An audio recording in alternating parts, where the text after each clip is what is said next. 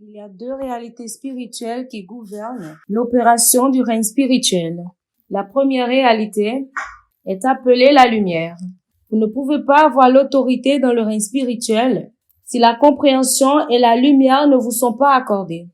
Alors, lorsqu'on donne accès à un homme dans le règne de la révélation, il commence à fonctionner dans l'autorité spirituelle. Lorsque Job se disputait avec le Seigneur, lorsqu'il donnait des arguments, il se demandait pourquoi ce malheur s'abattait sur lui. Et Dieu s'est montré dans Job chapitre 8. Et il dit, qui est celui-ci qui assombrit le conseil par la parole sans la connaissance? Ce que Dieu voulait que Job comprenne, c'était le fait que les choses qui lui arrivaient ont été exprimées avant la fondation du monde. Il ne s'agissait pas des circonstances qu'il traversait, mais il s'agissait du témoignage que sa vie tiendrait lorsque les âges à venir s'ouvriraient, parce que le livre de Job a été le premier livre qui a été écrit dans la Bible. Alors Dieu utilisait la vie de Job comme un témoignage de la soumission pure et de la loyauté pure. Alors peu importe ce que Job traversait, parce qu'à la fin, dans Job chapitre 42 verset 10, la Bible dit que Dieu lui a restauré au double pour tout ce qu'il avait perdu. Mais Dieu ouvrait ses yeux pour comprendre. Il ne s'agissait pas de la possession. Les possessions sont les moindres choses dans le règne spirituel. Mais pour que vous soyez alignés, vous devez avoir la compréhension. Alors, si vous avez la compréhension, certaines des situations que vous traversez, il y a des situations d'action de grâce. Parce que s'il vous semble que vous perdez quelque chose, c'est en fait en ce moment que vous couvrez beaucoup d'espace dans le monde spirituel. Mais il faudra la lumière. Et voilà, c'est pourquoi lorsque Job a réalisé, à la fin de ce voyage, dans Job 29, verset 4, il a dit, « Comme j'étais dans les jours de ma jeunesse, lorsque le secret de l'Éternel était dans mon tabernacle. » Il dit, « Par la lumière, j'ai marché dans les ténèbres. » Alors lorsqu'un homme gagne accès à la lumière, il gagne de l'autorité dans l'esprit. En effet, l'âge dans l'esprit est fonction de la lumière, parce que dans le règne de l'esprit, il n'y a pas de temps. Et je vous dirai ce pourquoi il n'y a pas de temps dans le règne de l'esprit. La raison pour laquelle il n'y a pas l'heure dans le monde spirituel, c'est à cause du niveau de l'énergie. Ces personnes qui comprennent la radiation électromagnétique, ils emprunteront certaines connaissances de la physique pour comprendre ceci. Mais je ne vais pas aller sur cette lignée. Mais l'âge dans l'esprit est fonction de la lumière. La substance la plus âgée dans l'esprit, c'est la lumière. La lumière a été créée avant le ciel. Et si vous étudiez correctement vos écritures, vous réaliserez qu'avant que Dieu ne commence à créer toutes choses, il demeurait dans la lumière. La Bible dit dans 1 Timothée chapitre 6, je pense au verset 16, il dit que Dieu demeure dans la lumière. Cette lumière qu'on ne peut pas approcher. Et lorsque Jésus est ressuscité, dans Éphésiens 4, verset 10, il dit qu'il est monté au-dessus du ciel. Alors il y a un règne au-delà des cieux. Cela est appelé le règne de la lumière.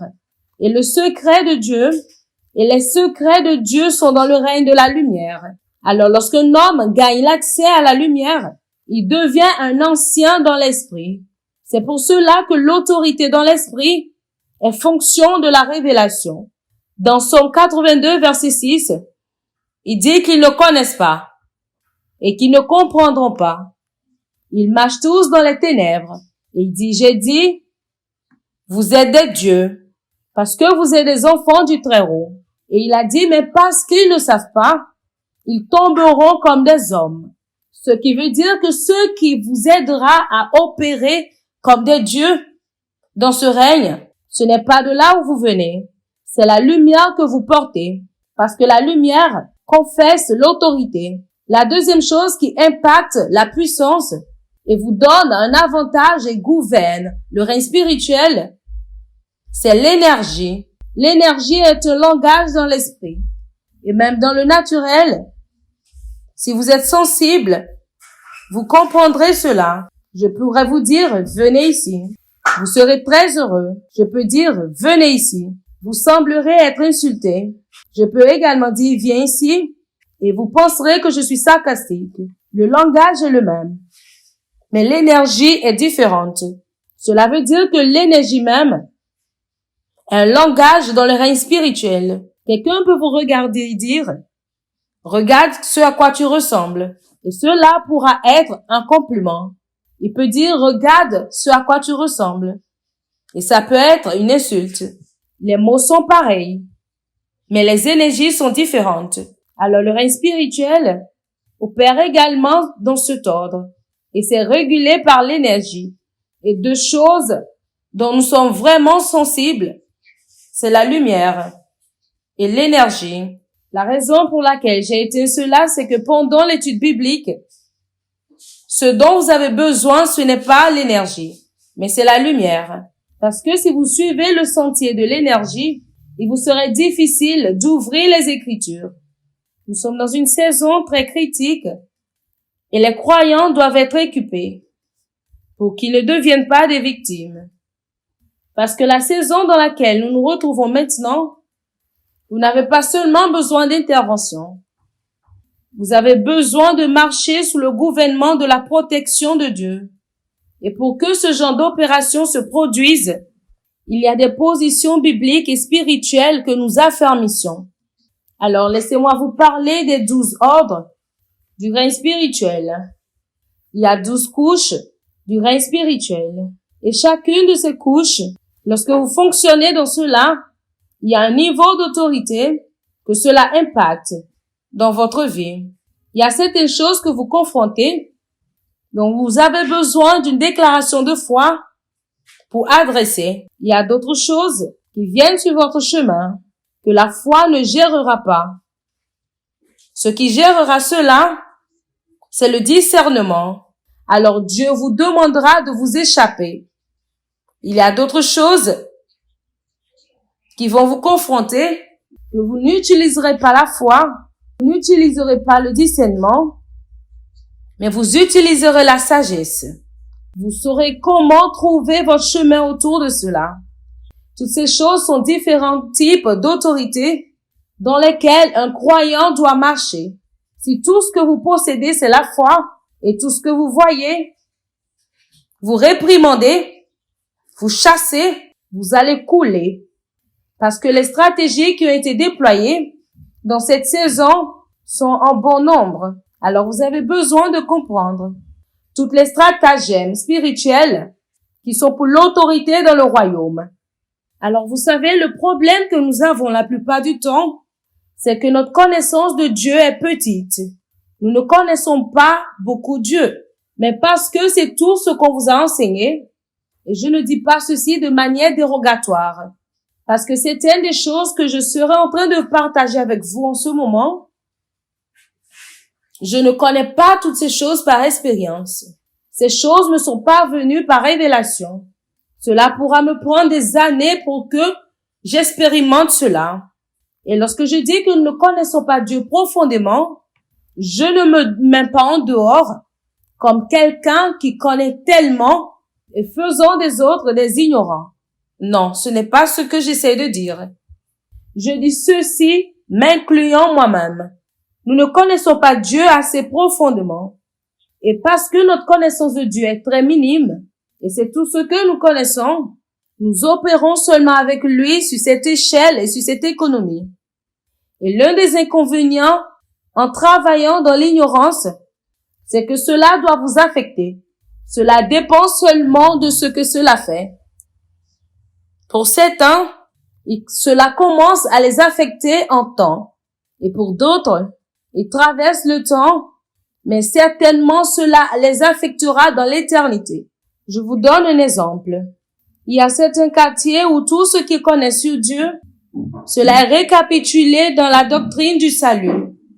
Alors leur relation avec Dieu est seulement enrôlée autour de la grâce de Dieu et de la bienveillance de Dieu. Alors lorsque vous venez à de tels endroits, ils crient au fort ce que Dieu a fait pour eux en Christ Jésus. vous ne les entendrez jamais parler de ce que Dieu leur demande de faire pour lui. En effet, lorsqu'on enseigne sur la doctrine du salut, ils étendent tellement cela que pendant qu'ils traitent avec certains articles dans cette doctrine, vous verrez de grandes erreurs à cause de la position extrême qu'ils occupent. Par exemple, lorsque vous enseignez sur le pardon des péchés, vous entendrez quelqu'un vous dire que même si je couche avec la femme d'autrui maintenant, je suis pardonné, parce que tout ce qu'ils connaissent concernant Dieu, c'est sa miséricorde et sa bienveillance. Ils ne connaissent pas le jugement de Dieu. Cependant, le jugement de Dieu révèle Dieu à un niveau plus profond que la bienveillance de Dieu. Maintenant, le pardon est tellement puissant, oui. Mais le pardon ne se tient pas exclusivement dans le royaume. Il y a quelque chose qui complète également le pardon. Tout ce que vous faites, Dieu peut vous pardonner et vous pardonnera. Mais vous voyez, même si vous êtes pardonné, cela ne veut pas dire que vous êtes exonéré des conséquences. C'est à ce moment-là qu'ils ne connaissent pas Dieu très profondément. Je vous donne un exemple pour que vous sachiez que je comprends la doctrine du pardon. Il y a 3 couches de pardon dans le Nouveau Testament. Et même ceux qui enseignent le pardon ne connaissent même pas cela très profondément. Et également, je ne suis pas orgueilleux. Ça, c'est seulement la révélation qui se manifeste. La première couche du pardon, c'est dans 1 Jean chapitre 1, à partir du verset 7 au verset 9. Il dit que si nous marchons dans la lumière, comme il est lui-même dans la lumière, il dit que le sang de Jésus vous lave. Et maintenant, il commence à vous dire le programme qui est mis en place pour votre purification. Et dans le verset 9, il dit que si nous demandons le pardon, Dieu est fidèle. Si nous confessons nos péchés, il dit que Dieu est fidèle et juste pour nous pardonner de toute injustice. Il est fidèle et juste pour pardonner nos péchés et de nous purifier de toute iniquité. Ce que cela veut dire, c'est que lorsque vous confessez vos péchés, Dieu ne dit pas seulement « D'accord, c'est bon ». Les esprits ne pardonnent pas. C'est pour cela que le mot « purifier » est venu ici. Pour qu'un esprit vous pardonne, il doit laver complètement cette offense. Parce que s'il revoit cela, il vous tuera. Lorsque Dieu a vu le péché sur Christ, il l'a tué. Il ne se souciait pas s'il faisait partie de la Trinité. Parce que dans 2 Corinthiens 5, 21, il a dit qu'il a fait celui qui était sans péché devenir péché pour nous que nous devenions la justice de Dieu en Christ Jésus. Au moment où nos péchés ont été transférés à Christ, Dieu l'a tué. Et alors, la seule raison pour laquelle Dieu peut vous pardonner, lorsque vous confessez, c'est que vous serez purifiés. Alors, lorsque Dieu vous regarde, il ne voit plus cette iniquité. C'est ça la première couche du pardon. Et c'est sûr que vous avez vu le débat dans le corps du Christ, si on doit confesser ou pas. Il y a certaines écoles de pensée qui ont dit que le mot confesser là, c'est le mot homologia. Et homologia signifie dire ce que Dieu dit. Cela veut dire que lorsque vous péchez, vous n'avez pas nécessairement besoin de venir à Dieu et dire « Seigneur, j'ai menti ». Tout ce que vous avez besoin de faire est de venir à Dieu et dire « Je suis la justice de Dieu parce qu'il est mort pour moi, mes péchés sont pardonnés ». Alors, vous ne confessez pas forcément ou nécessairement le péché, vous confessez ce que Jésus a fait. Et il y a encore une autre école de pensée qui insiste que dans l'Ancien Testament, ce qui reflète cette pratique et cette réalité, lorsque vous apportez l'offrande du péché, ou de culpabilité, le sacrificateur confesse vos péchés sur l'animal, sur l'offrande de culpabilité. Et cela est tué. Alors vous avez besoin de confesser vos péchés à Dieu. Maintenant, que vous confessez ce que Jésus a fait, ou bien que vous confessez vos péchés, à la fin, lorsque Dieu voit le brisement de votre cœur, qui est la raison principale pour laquelle vous vous êtes approché premièrement de lui, il vous pardonnera. Parce que si vous faites cette confession et que vous n'êtes pas brisé, Dieu ne vous écoutera pas. Parce que c'est un cœur contrit et un esprit brisé que Dieu ne méprise pas. Alors peu importe ce que vous avez fait, que ce soit que vous ayez tué ou bien vous avez forniqué, que vous ayez menti, si vous venez devant Dieu dans le brisement, il vous pardonnera et il vous lavera de toute injustice. Mais il y a une autre couche de pardon qui porterait encore plus loin la bienveillance de Dieu. Dans 1 Jean chapitre 2 verset 1, la Bible allait plus loin pour nous dire que même si vous ne confessez pas, Dieu vous pardonnera quand même. Parce que Christ est mort. Alors dans 1 Jean chapitre 2 verset 1, il dit, mes petits enfants, je vous ai écrit ces choses afin que vous ne péchiez point. Cela veut dire qu'il ne vous encourage pas à pécher. Mais il dit, et si quelqu'un a péché, nous avons un avocat auprès du Père, Jésus-Christ, le juste. Ce que cela signifie, c'est que lorsque vous péchez, et la raison pour laquelle ceci est très important, pour ceux qui insistent que vous devez confesser tous vos péchés, c'est parce qu'il y a beaucoup de péchés que vous avez commis, que vous ne savez même pas. Les seuls péchés que vous pouvez confesser, si vous devez le faire, ce sont les péchés de commission. Ce sont les péchés dont vous êtes au courant. Le seul péché que vous pouvez confesser, si vous devez le faire, ce sont les péchés de la conviction. Parce que ce sont ces péchés que vous connaissez. Vous êtes au courant de cela. La Bible dit que tout ce qui n'est pas de foi, c'est un péché. Et aussi un péché dans le règne de Dieu. Et dans le règne de Dieu, aucun péché n'est plus grand que l'autre. Tous les péchés conduisent à la mort. Et la raison pour laquelle Dieu a pourvu dans sa bienveillance une grande couverture dans le pardon, c'est le fait que vous ne pouvez pas confesser tous vos péchés, même si vous avez la volonté de le faire, parce qu'il y a d'autres péchés qui sont même les péchés du cœur. Ils ne sont pas les péchés de la chair.